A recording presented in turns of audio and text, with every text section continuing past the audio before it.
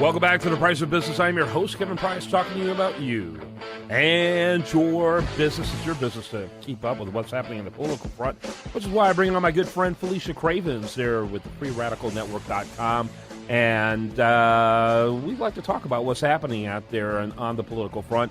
All of a sudden now, guys, you know what I think is interesting? And I wrote about this recently at renewamerica.com. For whatever reason, Huffington Post didn't want it, and I'm assuming it's because it was just too darn logical. But I wrote about this at renewamerica.com, that the folks at that incident in which Ted Cruz went on the Senate floor and went after Mitch McConnell, which I found an incredibly awesome experience. In my opinion, I loved it. I even get a little chills thinking about it. Actually hurt Ted Cruz because it sent a message out there of how futile it is to try to work from the inside and how imperative it is that we get someone in from the outside. What do you think of that theory? Well, I think that tracks with the fact that you're seeing Trump, Fiorina, and Carson at the top of the Republican polling right now.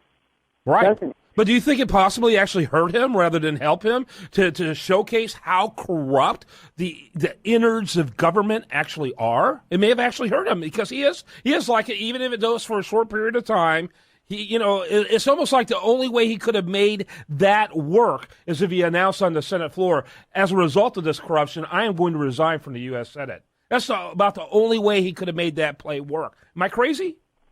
I don't know that he would even take that gamble, given how hard he fought to get into that seat. And you could say, okay, I've been here 2 years and things aren't moving fast enough for me.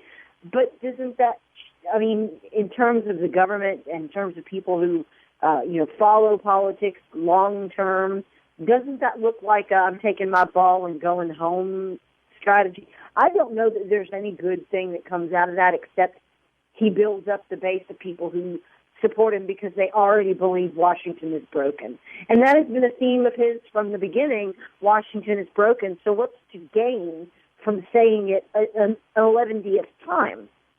All I know, it did nothing to help him in the polls. There was virtually no boost in the polls as a result of what I thought was one of the most courageous presentations I ever seen on the Senate floor. I mean, that room was like ice. That room was like ice when he talked. Right, and because they don't like being talked to that way, what Ted Cruz did is took his campaign, stump speech and brought some of that into the chamber, and that made people upset, in the chamber, but outside, it's rallying the same people he's already talking to, and that is a problem for Ted Cruz and less of a degree to Rand Paul, but with Ted Cruz specifically, he talks to the people he talks to, and he doesn't get outside of that sphere very often, either from noise other people put in his way or because he's just not there. I don't know that Ted Cruz is an evangelical conservative, say, the way that Rand Paul is. More so, at least, Rand Paul goes to Howard University, Rand Paul goes to the Urban League, Rand Paul goes to NAACP. Ted Cruz is not anywhere near trying to bring more people to agree with him. He's not the persuasive guy. He's instead the guy with the sword trying to rally the people that are already behind him to take action. Mm-hmm. Those are two factions that you need both. Yeah, but Rand Paul's existence is predicated on him getting people who have never been interested in the Republican Party to get interested. I don't think that's the case for Ted Cruz. No, Ted Cruz is collecting portions of the harvest that have already been harvested, if you know what I'm saying. Those people are already invested. He's not really bringing new blood, new people, new ideas into the party, other than people who have maybe started with the Tea Party. This is sort of their natural destination from that, because he's really the candidate who I think identifies most closely publicly with the Tea Party. That's his market. That's his niche. Those ideas need to be heard, and having a Ted Cruz and a Rand Paul in the discussion around the presidential race here is good because it keeps those ideas in, and the longer they can stay in, the better it is for the conversation. Yeah. But I don't know that they have any momentum to actually expand their base. They might have both topped out. Yeah, I'm wondering among your friends, people that you work with who are politically active, do any of them like Donald Trump? I think I have maybe 2 or 3 people that I know just online who like Donald Trump, who I talk to on a regular basis. Mm-hmm. But that's not my circle either, because the people that I tend to interact with are far more involved in politics and follow it on a more, I guess, consistent basis. And they're not easily swayed by nice speeches or red meat thrown to the crowd or emotional appeals as much. And that's not to say that I just always hang with a higher class of person. I'm not saying that at all. It's just that my circle tends to be activists who have been in for a while, who have been GOP connected for a long time, and who recognize that there's very little that they have in common with the things that Trump is saying. Mm-hmm. That's not to say that he's not wildly popular among a good number of people in the conservative sphere overall. It's just that I don't come up against them. That's a bias on my part, not his. Well, yeah, but because you've got people that have always been, you're around people that are politically active, that are consistently politically active, kind of like I am. And I'm wondering how many of these people that are saying they're for Trump, saying they're for Fiorina, saying they're for Carson, are actually going to show up when it matters. Right. Well, Carson and Fiorina have been making the rounds. They've been doing the speeches and the conventions. Those people I think those two have a far more solid following behind them that's deeper and has been there longer.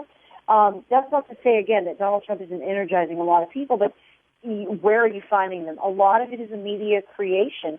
The media loves to pop up a character and somebody who they think they can set up as a straw man to burn down later. And don't doubt for a minute that the media is not looking to do that to Donald Trump. They absolutely are. Yeah. At some point, though, you've got to differentiate between people who have been in that contest for a long time or in that advocacy for a long time and Donald Trump, who comes in looking like a dilettante. To people like me who've been in the process a long time, that's what it feels like. It's like they're letting this amateur come in here who has zero idea what he's doing. He just says things, and that's why he's got a following. That's what people that are in my sphere are reacting to.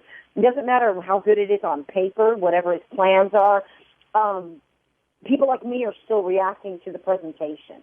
Yeah, it's interesting. So I find Wayne Allen Root, right, the guy who is the author and the advocate for the Middle America. He's a libertarian guy.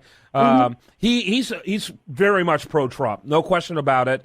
I think Rush Limbaugh is pro-Trump, from what I can tell. He won't come out there and officially say that. Ann Coulter has now endorsed Donald Trump, and of course, You see how much that helped Mitt Romney. I've always said she was a loon. She has now completely jumped the shark, in my opinion. But, other than that, people who have any political gravitas in general, and I don't think any of them really do, including the great one, including Rush Limbaugh. I don't think there's a whole lot of gravitas as far as what he knows about what's happening politically.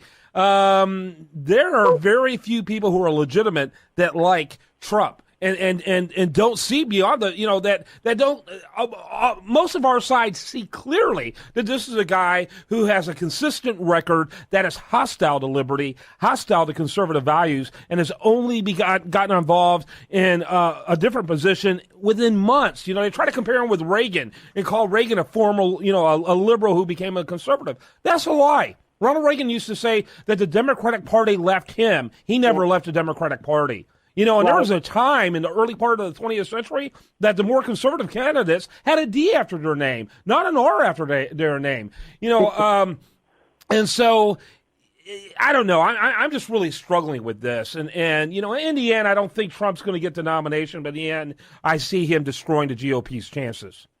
Well, and there's a contingent out there who are so dissatisfied, who feel that, they can come back from a Ted Cruz speech on the floor about McConnell and about the worthlessness and the fecklessness of leadership, and they're prepared just to see the thing burn, and they think that Donald Trump is throwing a frag grenade into the mix, and they're applauding just because they have abandoned hope as the GOP is a vehicle to advance their principles. I completely understand where that is. I just happen to think that this is the horse that I have. It's not the best horse, but it's the horse I've got to ride until I find another one. And so I'm sort of the party loyalist here, which is boring, and you know, people just don't really respect that. But I've only got one horse that can get me closer to what I want out of government, which is far less of it. Yeah. And this is the one. And if they're attempting to destroy it, it's more like a revenge fantasy. Trump's presidency, you know, his candidacy is about a revenge fantasy more than about policy, more than about conservatism, more than about promoting those values. We'll show those GOP liars. We'll show them. That's what it feels like, isn't it? Absolutely. And I stand by that analysis, and I think it's just this sort of, okay, I've taken all I can do. I have fought, and I've seen very little change. I'm ready to surrender, burn it to the ground, and then we'll start fresh with new shoots. The problem is, who's going to be in charge for those years of rebuilding, and how many of us are going to suffer under another Democrat administration with now all kinds of breaks taken off? Felicia Cravens, I've gone over, but I do have a couple of real quick questions. I need real quick answers. Who, if anyone, benefited from Scott Walker's departure? Which candidates do you think most likely are going to attract Scott Walker supporters? Rubio, probably. I think people that you were saying that they won't go to Trump. They'll probably go to a strong candidate. Rubio did help himself a bit. I think he's got those people. Yeah. Who do you think ends up replacing Speaker John Boehner? Oh, Lord. There's still Sam Henschel dropped out because of McCarthy. I think that we're stuck with McCarthy. Oh, my God. Whether or not we've got to make a message clear. Okay, you know, we'll accept this guy, but you're going to have to behave very differently. It's not going to happen. I think we can do that. I think we can make those statements and, you know, put him in the hot seat, too. But, again, leadership is slow change. It just is. Honestly, I wish Paul Ryan would have ran. I'm not a huge Paul Ryan fan. I think he's kind of a squish. But he's a squish that gets all sides. John Boehner was tone deaf. I think McCarthy's going to be tone deaf. I think Jeb Hesseling was going to be tone deaf to what the establishment crowd would have said. I think Paul Ryan would have gotten everybody. I wish he would have ran for it. And this is why people want to burn the party down. Yeah, I totally get it. I think I'll join him. I'm going to go get a torch. All right, that's Felicia Cravens. By the way, you can learn more about her over there at freeradicalnetwork.com. Thanks a lot, my friend. Thank you. When we come back, much more for you right here on The Price of Business.